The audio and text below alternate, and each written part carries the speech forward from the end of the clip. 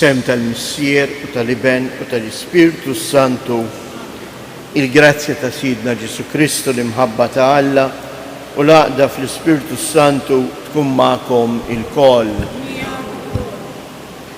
Sejrin nofru dan is-sagrifiċċju tal-quddiesa għall-erwieħ tal-familja Tanti, Abela u Kamilleri. Ħuti ejjew narfu ħtijietna biex nitħejjew tajjeb għall-misteri qaddisa.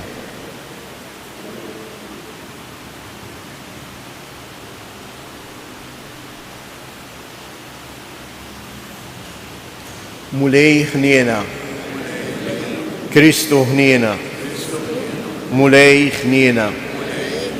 Iħenna lina Alla li jista' kollox jaħfrilna dunubietna u jwassalna għal ħajja ta' dejjem. Nitolbu. U Alla ta' dejjem li tista' kollox, inti tfawwar tjubitek fuq dawk li jitolbuk u tagħtihom aktar milli jistħoqilhom, aktar milli huma stess jistgħu jixtiequ. Xerret fuqna il-ħniena tiegħek billi taħfrilna kull ma jbeżżana fil-kuxjenza tagħna u tagħtina dak li m'għandniex ħila nitolbuk. Bibnek Ġesu Kristu Sidna li hu Alla u li miegħek jgħix u jsaltan flimkien mal-Ispirtu Santu għal dejjem ta' dejjem.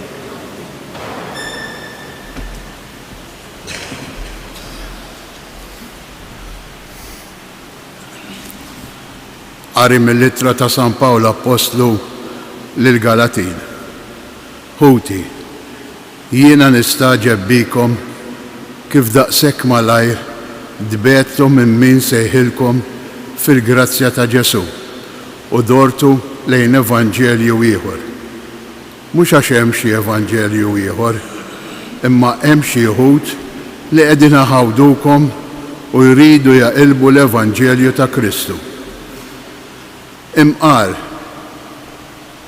Imma mqar jekk aħna stess jew anġlu mis-sema jħabbrilkom evanġelju ieħor li mhuwiex dak li ħabbarnilkom, ikun misħut.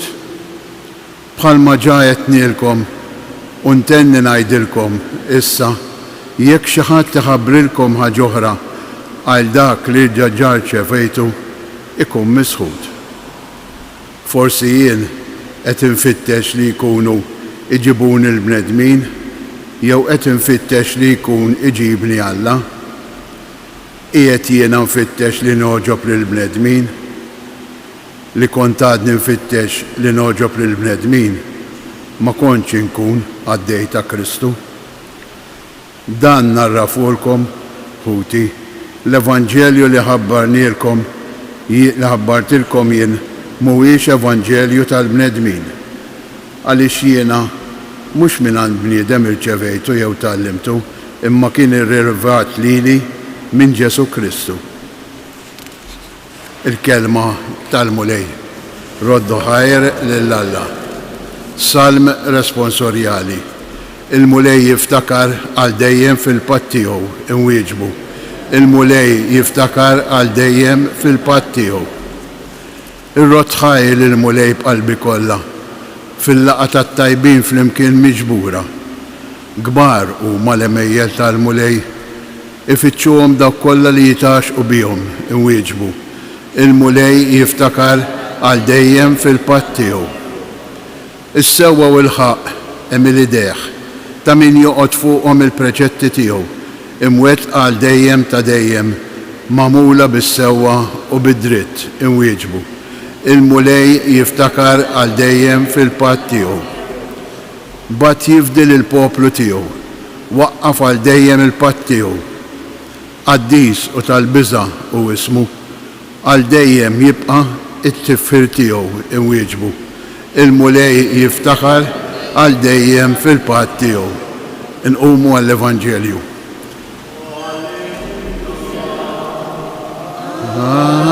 Alleluja, alleluja. Natikom kmandament ġdid, jgħid il-mulej, bħalma ħabbejtkom jien, hekk ukoll ħobbu intom lil xulxin.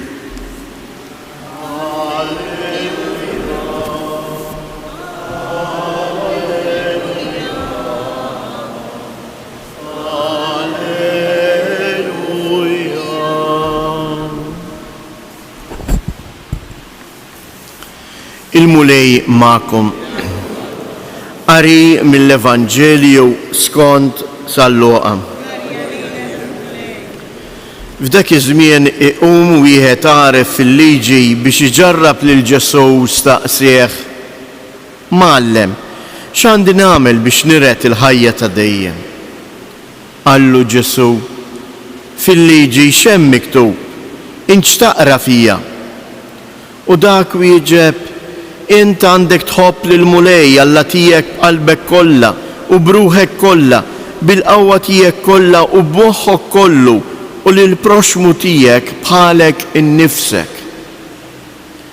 Qallu Ġesu: sewwa weġibt, għamel hekk u tgħix. Iżda dak biex juri li kellu raġun qal lil Ġesu: u l-proxmu tiegħi minnu?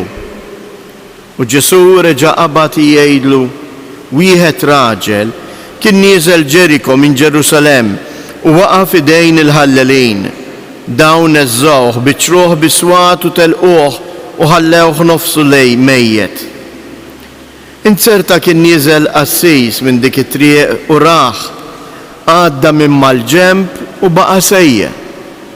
Hekk ukoll wieħed Levita meta wasal hemm u rah, għadda minn mal-ġenb u baqa' sejje.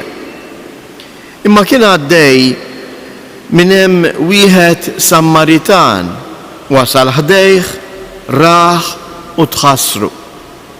Resaq lejh, dewwilu l-ġrieħi biż-żejt u l-imbit u rabatomlu u imbagħad tellgħu fuq il-bima tiegħu, waslu f'lukanda u ħsibu. Il-għada ħareġ biċtejn flus, tawhom lil tal-lukanda u qallu: ħsibu, jekk tonfoq xi ħaġa iżjed, irroddilek jien meta nerġa' ngħaddi. Minn dawn it-tlieta, int min jidhirlek li ġib ruħu ta' proxmu ma' dak li waqa' f'idejn il-ħallelin? Min ħenna għalih wieġbu dak? Qallu Ġesu: mur u għamel hekk int ukoll. Il-kelma tal-mulej.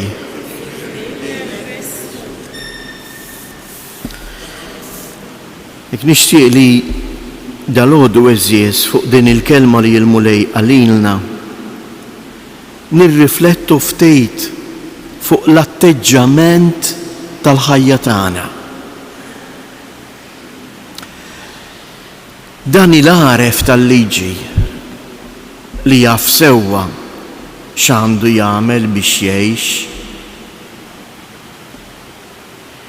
imma fil-qalb tiegħu, fil-moħħ tiegħu ipoġġi din il-mistoqsija mhux għax ma kienx jaf x'għandu jagħmel, imma biex iġarrab lil Ġesu. Min jaf kemm il-drabi aħna wkoll leżjes impoġġu mistoqsijiet u nitkellmu fuq xulxejn u fuq dak u fuq l-ieħor u nparlaw żejjed fuq dak u l-ieħor u nitkażaw bid-dnub tal-ieħor għax jien perfett imma dak għax id-dinja spiċċat illum ħadd m'għadu jemmen. Tgħid maħniex nagħmlu l-istess ħaġa bħal dan il-Fariżew. Imma kif jagħlaq il-Vanġelu? Il-Vanġelu jagħlaq bil-kelmiet ta' Ġesu: mur u għamel hekk int ukoll. Min ħenna għalih mela mur u għamel hekk int ukoll. Ejjew nitolbu l-mulej Ġesu biex aħna fil-ħajja tagħna aktar milli noqogħdu nippuntaw subajna lejn xulxejn, aktar milli ħsiebna f'dak u fl-ieħor u fl-oħra, noħorġu minn hawn u naqdu l-missjoni tagħna, dik li nħennu għal xulxejn.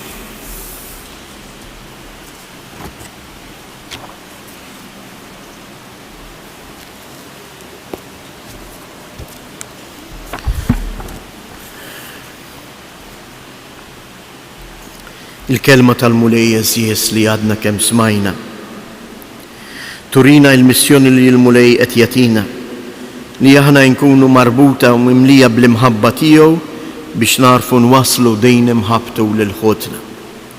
Jew għalhekk fiskiet inresqu it-talbiet tagħna. Għall-insara nitolbuk mulej eħlishom minn kull legaliżmu u minn kull egoiżmu ħalli dejjem iżjed ikunu bnedmin miftuħa biex jgħinu lil ħuthom nitolbu. Għas-soċjetà għenna mulej tifhem li fik biss tinsab l-imħabba vera għamel li l-gvernijiet jaħdmu tassew għal ġid u l-paċi fost l-umanità nitolbu. Għarina il-koll li ninsabu hawnhekk miġbura. Għatina mulej li aħna insiru tassew strumenti tal-paċi u l-ħnina tiegħek nitolbu. Min dan is-santwarju għażiż tal-Madonna ta' Pinu nitolbuk mulej dbirek u tqaddes il-familji tagħna.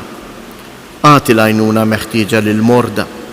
Għamel li jsibu persuni li joruhom imħabtek u iduru bihom nitolbu. Fiskiet inresqu it-talb tagħna.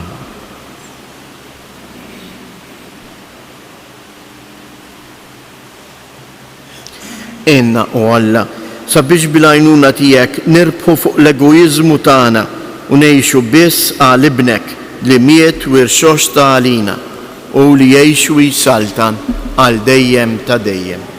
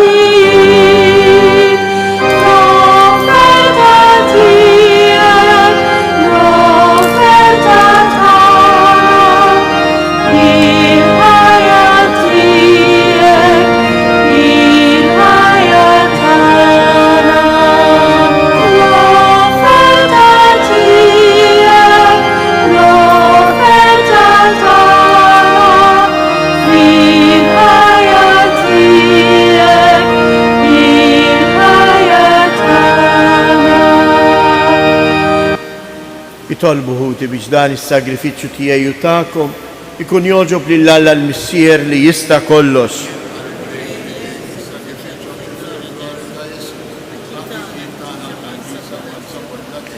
Il-qamulej l-offerti għas-sagrifiċċju mwaqqaf b'ordni tiegħek u kompli fina l-emil ta' fidwa billi tqaddisna b'dawn il-misteri tas-sema li aħna qegħdin niċċelebraw bħala għaddejja tiegħek bi Kristus Jedna. Il-mulej ma'kom, nerfgħu qlubna il fuq, niżżu ħajr lill-mulej Alla tagħna. Sewwa u xieraq tas-sew missier Qaddis, tajjeb u taġid tas-salvazzjoni tagħna li dejjem u kull imkien inroddulek ħajr bibnek il-għażiż Ġesu Kristu, il-verb tiegħek li bih għamilt kollox, li jintbattulna bħala Salvaturu feddej, magħmul bniedem mill-Ispiritu Santu u imwielet minn Marija Verġni. U għatem ir-rieda tiegħek u kiseb għalik poplu Qaddis u fil-passjoni tiegħu fetaħ idejh fuq is-salib biex iħolna mill-irbit tal-mewt u jurina il-qawmien għal ħajja. Għalhekk flimkien mal-anġli u l-qaddisin kollha inxandru l-glorja tiegħek u bleħen wieħed intennu Qaddis, Qaddis, Qaddis. Mulej Alla tal-eżerċti, ismewwitu l-art mimlija bil-glorja tiegħek. Osanna fl-għola ta' smewiet, imbirek minn ġej fisem il-mulej.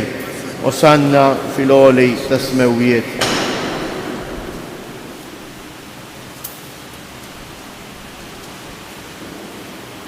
Qaddis ta' sewint mulej, inti lajn ta' kull qdusija, Qaddis għalhekk nitolbuk dawn l-offerti bil-barka tal-Ispirtu tiegħek biex isiru għalina il-ġisem u id-dem ta' Sidna Ġesu Kristu. Li meta kien se jingħata biex mir-rajħ ibati ħaj l-ħobs, radd il-ħajr, qasam tal id-disċipli tiegħu u qal: ħudu u kulu il-koll minn dan, għax dan huwa ġismi li jingħata għalikom.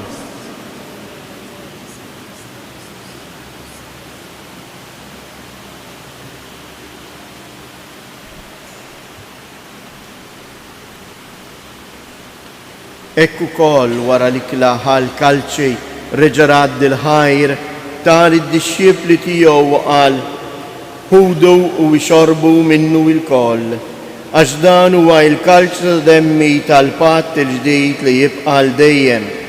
Id-dem li jxirret għalikom u għall-bnedmin kollha għal maħfra ta' dnubiet. Għamlu dan b'tifkira tiegħi.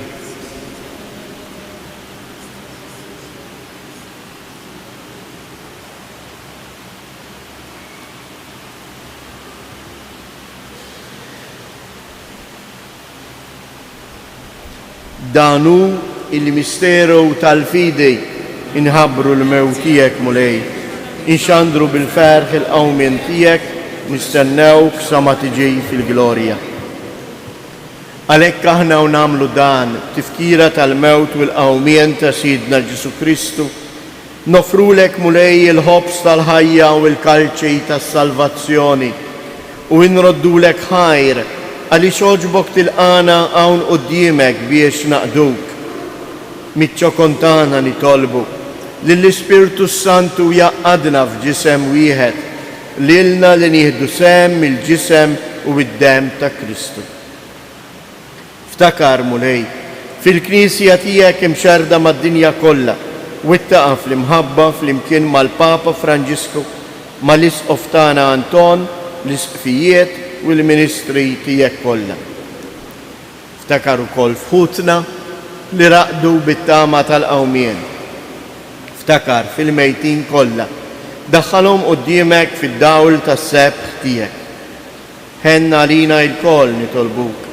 Għati lilna wkoll il-wirt tal-ħajja ta' dejjem flimkien mal-Verġni mqattrom Malla Marija, ma' San Ġusepp, l-Apostli u l-Qaddisin kollha li jiexu fil-ħbiberija tiegħek sa mill-bidu tad-dinja. Għamel li magħhom infaħruk u nsebbħuk b'Ġesu Kristu ibn.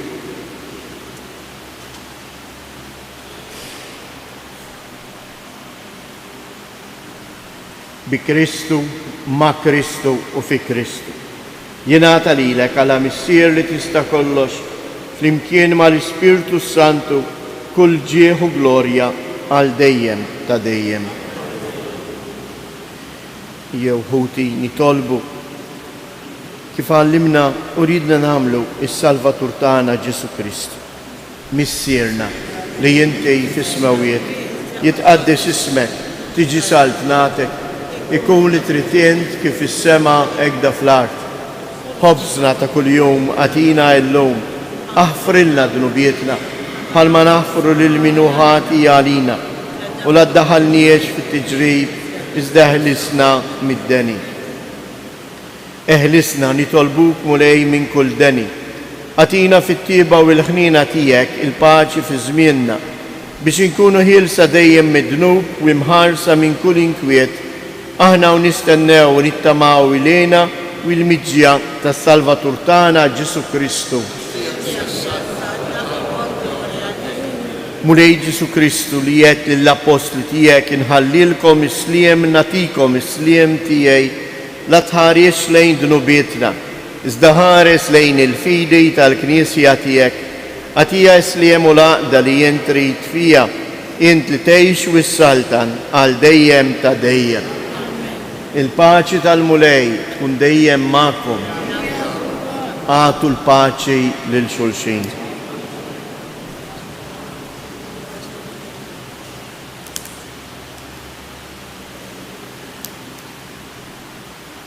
ħaruf ta' Alla li tneħħi d-nubiet tad-dinja ħenna għalina ħaruf ta' Alla li tneħħi d-dnubiet ta' dinja ħenna lina. ħaruf ta' Alla li tneħħi d-dnubiet ta' dinja għatina il-paċi.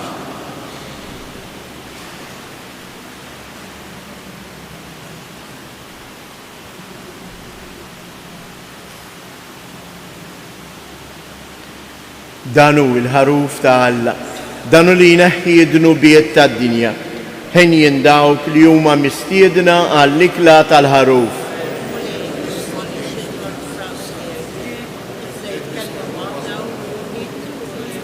Il-ġisem ta' Kristu.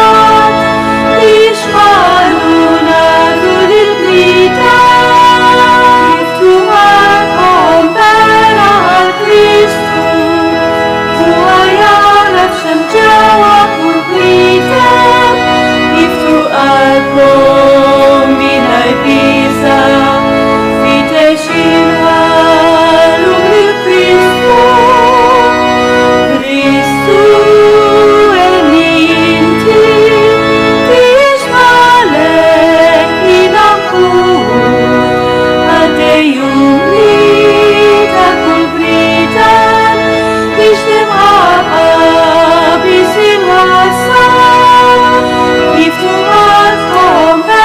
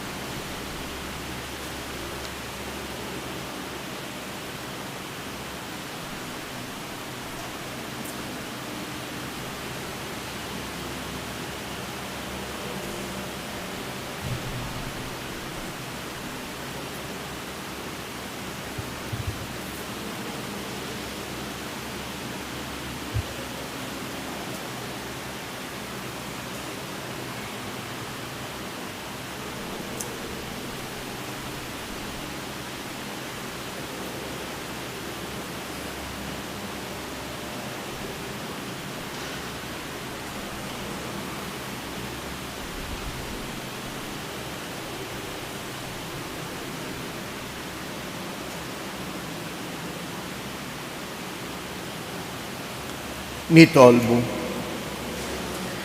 Atina u Alla li tista' kollox li s-sagrament li bieħ tqarbilna ikun ikel u xorb tagħna biex nimbidlu f'dak li aħna nirċievu. Bi Kristu Siedna. Ngħidu flimkien tliet Ava Marijiet kif talbitna il-Madonna ta' Pinu minn dan il-post qaddis. Sliema lik Marija, bil-grazzja mimlija l-mulej miegħek. Imbierka inti fost in-nisa, imbierek il-frott tal-ġuf tiegħek Ġesu.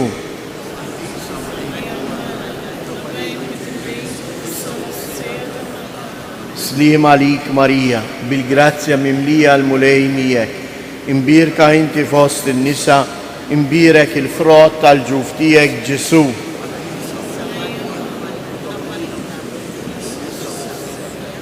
Sliema lik Marija, bil-grazzja mimlija l-mulej miegħek. Imbierka inti fost in-nisa, imbierek il-frott tal-ġuf tiegħek Ġesu.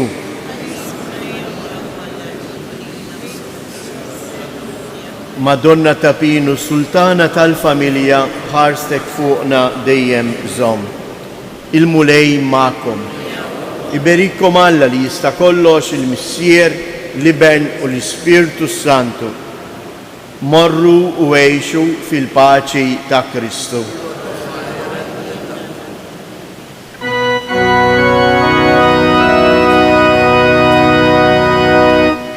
Madonna